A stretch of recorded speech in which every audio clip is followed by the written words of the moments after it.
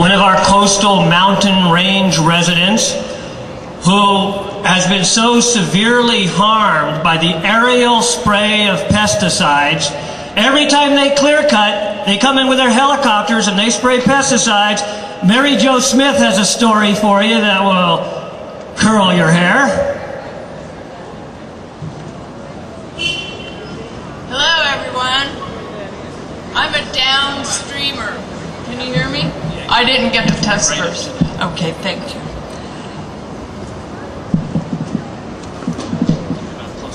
Okay.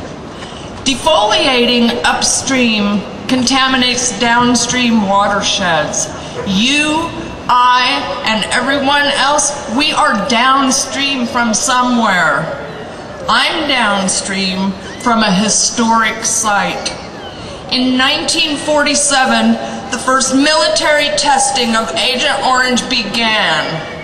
In 1972, when Agent Orange was banned in warfare, its heavy use resumed in the Sayusala forest the same year, continuing into the 1980s. The spraying was done by U.S. Forestry Department, county roads, ODOT, highways, private industry, railroad right-of-ways. If they could find it, they sprayed it. I have seen horrors. There are no words for these things.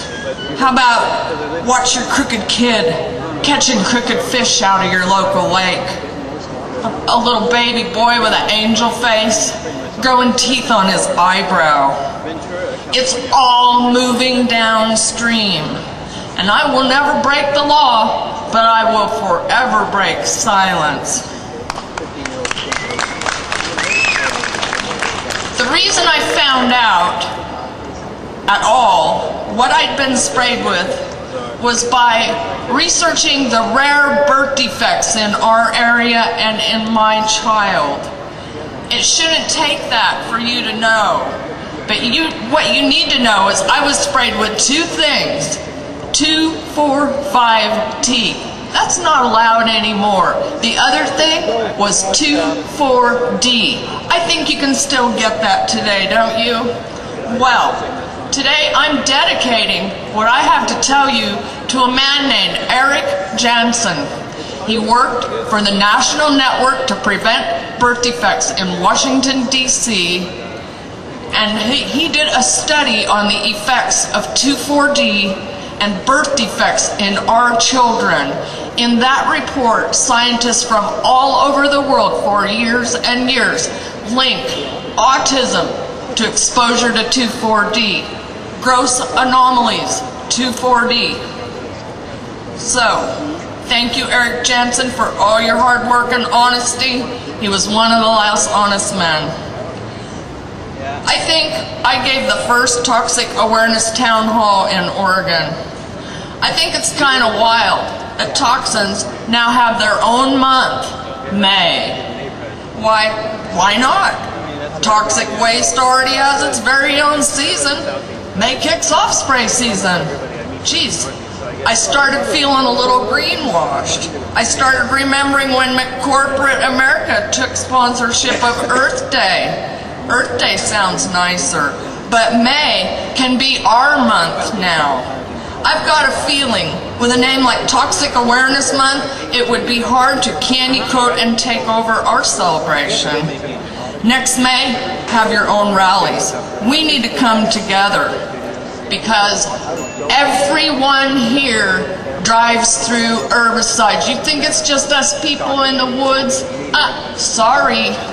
No. Every kind of person travels along roadways treated with chemical herbicides. Every kind of person goes to parks and forests, and they're managed with chemical herbicides that will leave toxic waste for generations to come. Why are 1 in 150 kids are autistic? In Midland, Michigan, they have a chemical plant that made the chemicals they brought and sprayed us with when they couldn't use them in Vietnam. They have the highest rate of autism in the nation. Why is it so hard to figure out? It's on our food. At the grocery store, your money is your vote. Buy organic, grow organic, and for God's sake, grow organic. Children, don't feed this stuff to your babies. You're old enough to decide if you want to eat it or not. Your kids aren't. I want to know, are Oregon's tax dollars purchasing products that are likely to pose a serious hazard to an unknowing public? If your tax money is exchanged with Dow Chemical and Monsanto, do you know that these corporate entities have on numerous occasions been found guilty of felony criminal charges? For what? For falsifying test results and data about what? Their product safety. I do not hear industry spokespersons assuring product safety on TV news. Why doesn't Park or somebody step up and give us a response? Are the new sprays as safe as a glass of water? Because that's what you guys need to know. That was our product safety assurance on Phenoxy Agent Orange herbicide in 1978. A devastating weapon of war, and yet as safe as a glass of water. Finally, to prove the point, there was an unforgettable media event on TV news. A spokesperson, who was a scientist, drank Agent Orange on camera and said, "If I did not believe 100% that it was as safe as water, would I drink it? No."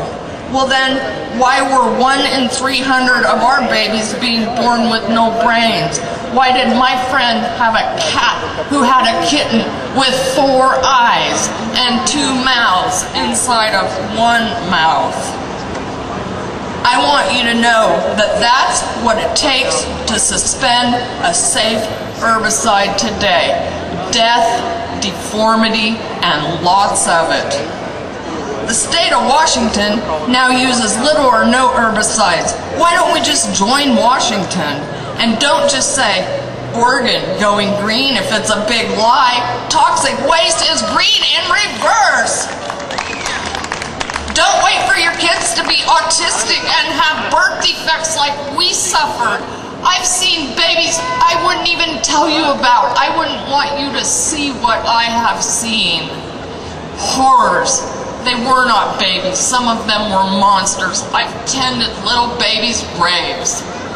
And they died from chemical exposure in utero. Okay? It looks like we buy toxic waste from repeat offenders who are criminals, convicted felons. Well, you know what? I guess Oregon's tough on crime policy isn't meant for everyone. Yeah. Does anybody have any questions? Thank you. Okay, now it's me.